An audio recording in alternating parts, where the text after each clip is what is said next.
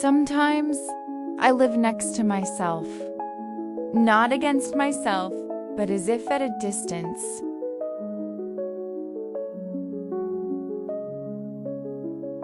I know my duties. I know what I have to do. But somewhere deep inside, I feel that I am avoiding what is most important, the truth about what I really feel.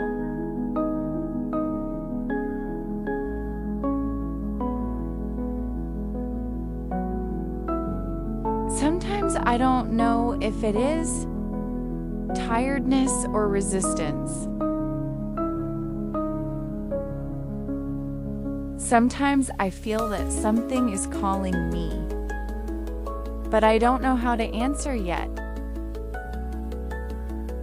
What we call openness to oneself is not only listening to oneself,